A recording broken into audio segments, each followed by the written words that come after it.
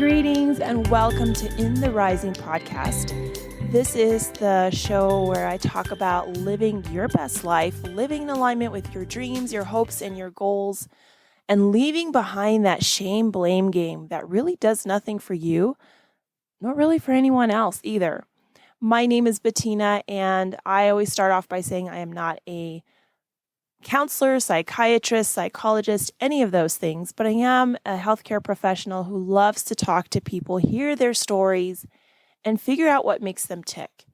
And I started off by really working with people who are facing really large health challenges in their life. And for the most part, as of late, that has been cancer. And I have learned a great deal from the people I've worked with. Just that life is so precious, time is so precious, but so is our attitude and our perspective in life. And that's where this show has come about. So today I wanted to talk about feeling lost. Because you know what? That's kind of unfortunately normal. There are some parts of life that we don't feel like we have it completely together, or we feel like we've invested everything we can into a situation or into a person, and we still feel like it's not enough. Things are not working the way it should. We've thrown money at it. We've thrown time at it. We've thrown our emotions into it, and it's not panning out the way we want it to. Or we've just been hit. You know, like sometimes you're the one who's really punching the punching bag, and sometimes it does feel like life has made you the punching bag, and you just, and you're in the middle of some class and they're just coming at you at all angles, all day, all month, and unfortunately, sometimes all year. And you feel lost because you're not sure where to go in that class, what corner to go, because they keep finding you and life keeps hitting you. So I wanted to talk a little bit about that today because we just had Valentine's Day. We are, in the middle of hopefully a reopening nationally, globally, but there's still so much going on where life has just been so radically changed that a lot of us don't feel like we have both feet on the ground. We're just kind of floating from place to place. And I read this little article that I really liked, and it talks about feeling lost. And the first thing that they talked about is that it's okay. It's okay to feel lost. We shouldn't have to feel shamed. We should not feel as though we're the only one that has ever felt lost or to have all the answers all the time. And that is definitely, I feel, more of a business sense. That's from any place, our workplace. Well, there has to be goals. There have to be SMART goals, realistic, time-oriented goals, and you have to be working towards them every day. But real life is not a business. Real life has ups and downs where your SMART goal goes away. And I know there are people that would argue, well, that happens in business too. That's true. But we're not a machine, I guess is what I'm getting at, where we can just change the assembly line.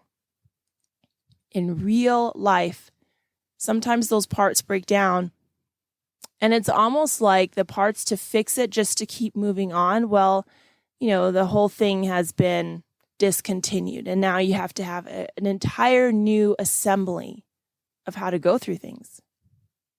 So it's okay to have those moments when you just feel like you can't go from A to B, and you certainly can't go through the alphabet from A to Z. But there is a saying, you have to know where you've been in order to know where you're going. And so sometimes in those lost moments, we can really stop, and instead of figuring out or being down about what the present is, look at where you've come from. Take that moment to actually appreciate all the efforts, not just from you, from people around you, but what you yourself have done to get to this point. All the challenges you've overcome, all the challenges that you may have not overcome, but have then made a detour. You're here today, but for the most part, being here is already many steps above what some of us ever imagined. So it's okay to not know all the answers all the time. It's completely okay because the answers will come. They may not look the way we want them to, but the answers will come. The second thing they talked about is be aware that you have more control than you think. And often being lost comes, it's like hand in hand on the beach with feeling powerless. Well, I can't do this and I can't do that and I can't buy this and I can't go here. But what can you do? Because our brain and our heart really focuses on what we say, and not to other people, but what we say to ourselves. And if it hears can't, there really is a self-fulfilling prophecy, then you're right. You won't. But what do you have control over? Looking at those things makes you realize that you have a lot more power. And one of the main things that you have control over is your attitude. And you get to make a new one every single day. And heck, you can make a new one every single hour, or stop and say, I need to change my attitude. Have that moment. And I really liked this reminder from this show I watched on Netflix. Of course, I don't remember, but it's about a barrel rider who actually became a paraplegic through a car accident, rolled her truck, flew out the truck, survived, and actually was very fortunate not to even have a neck fracture, but her spinal cord fractured far down in the base of her spine. But nonetheless, with the use of straps and a seatbelt, she sure could get eventually back on a horse and actually became quite fast. I don't know much about a rodeo, but it looked impressive to me that she didn't have her legs to control the horse.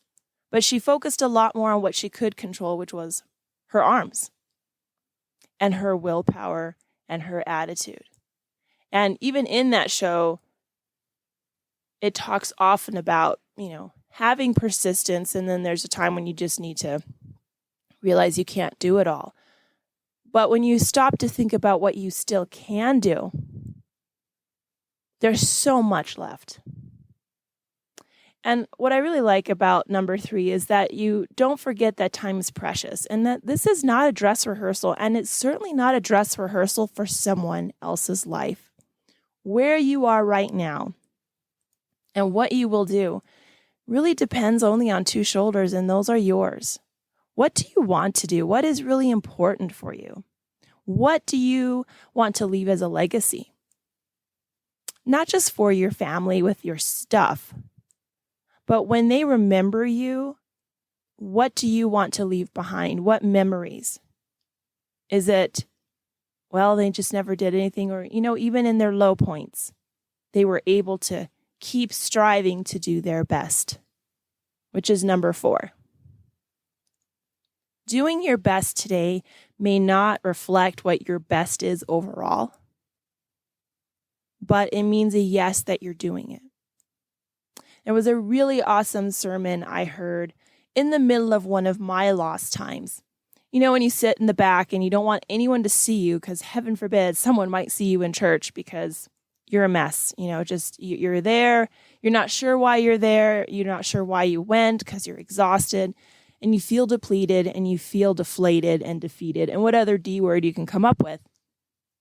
But this pastor went on to say that sometimes your biggest yes is getting out of bed and going to work. It means that your hair's not the best it can be. It doesn't mean your makeup's the best it can be. It doesn't mean that your smile actually reaches your eyes, but doing your best is starting that process. You're putting in energy to go from A to B. And sometimes your yes may just be getting out of bed on the weekend and not binge watching and not sleeping all day.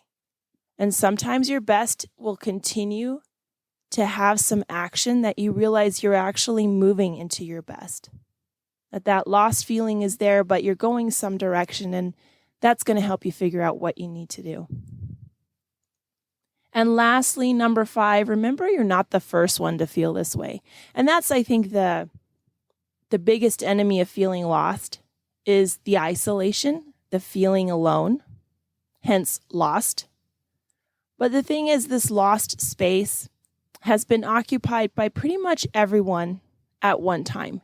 Now, that lost space can look different emotionally, psychologically, and certainly financially for a lot of people. But in that place, to know that you're not alone. And I think that's the greatest part of working with who I've gotten to work with. A lot of these feelings they're having to handle alone, even if they are with close ones. But knowing that they're not the only ones to feel this way has given a lot of validation to a lot of people I've worked with. Because the answer or the question keeps coming up. Have you ever heard anyone say that? I know I'm alone, but does that sound right? And just being validated in their feelings of being lost. That it will get better because other people have felt that way. And it took some time, but they've slowly walked out of that lost and they slowly found their new place, which may be better than if they had always stayed on that original track. So knowing that you have to know where you've been to know where you're going. Number 2, be aware that you have a lot more control over your life than you think you do. You always have control over your attitude. Never forgetting that time is ultimately precious. You only get this 1 minute, one time. Strive to do your best, because at the end of the day, the only one who really knows if you're doing your best is you. And remember, you're not the first one to feel this way. And you're not the first one or the last one to get out of this funk. And you may be there to help the next person or some person you come across that definitely feels the same way you do. So thank you so much for your time today. I am so grateful for it because you know what? Time is precious. And until next Tuesday, let's keep building one another.